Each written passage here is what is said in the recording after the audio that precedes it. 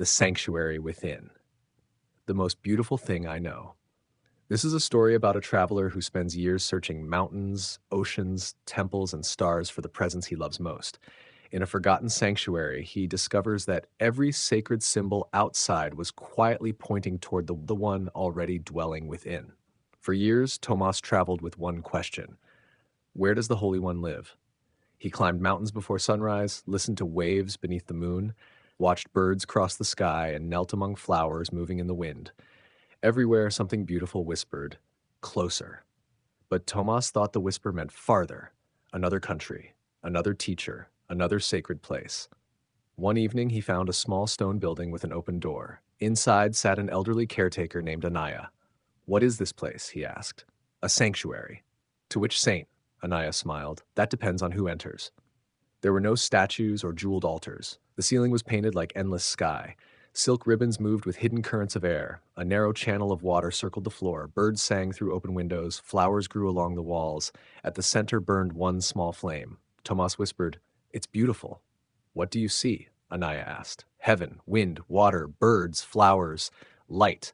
And what do they tell you? That God is everywhere." "Good. Now sit." She pointed toward his chest. "What moves there?" "My breath. The wind." She touched his wrist. "My pulse. The waves." She pointed toward his eyes. "Windows." His hands. "Instruments." Then his heart. "Sanctuary." Tomas laughed softly. "You make the body sound holy." "No.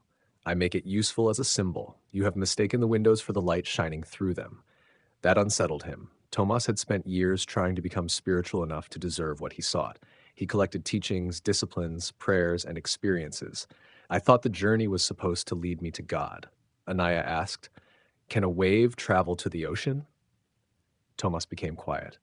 "You love the heavens because they reminded you of vastness, the wind because it moved without being seen, waves because they rose from something deeper, birds because they seemed free, flowers because they gave without asking who noticed. And the guiding star? The quiet knowing that never stopped calling you home. Faith? Willingness to follow what you cannot yet prove. Hope? The refusal to believe darkness is final. Love?" Anaya smiled. "The one thing that needs no opposite." On one wall were carved 5 words: freedom, knowledge, peace, power, emptiness. What do they mean? Freedom is what cannot truly be imprisoned. Knowledge remembers what truth already knows. Peace remains when conflict is no longer chosen. Power is not domination, but the strength of what is real. And emptiness? Anaya looked toward the open center of the room, the space that does not compete with anything. Tomas saw how much of his searching had rested on one hidden belief: I am empty, and something outside must complete me. "The ego calls emptiness lack," Anaya said. "Spirit uses emptiness as openness." A breeze entered. The ribbons lifted. Tomas closed his eyes. Birds, water, wind, heartbeat, breath. None of these symbols were God, yet each pointed beyond itself. Then a simple recognition came. He had spent years singing to a distant God. What if the capacity to love, breathe, see, serve, hope, and forgive was already the song moving through him? "So the sanctuary is inside me." Anaya shook her head gently. "Do not make another little container." "Then where?" She opened both hands. "Within is not a location." The words landed like a bell. The next morning, Tomas prepared to leave. "Where will you go now?" Anaya asked. "Home." "Which one?" Tomas smiled. "Whichever place I remember from." Years later, people asked him about the most beautiful thing he had ever seen.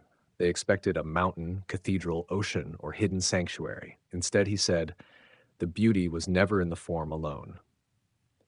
Then he would touch his heart, not to locate God there, but to remember.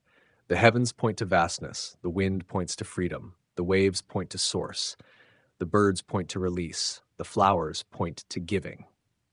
The body points to service, and the quiet within points beyond every symbol. Sometimes he added, "I thought I was singing to the beloved. Then I discovered the beloved was the song." May we sing, rest, and dance our way home together.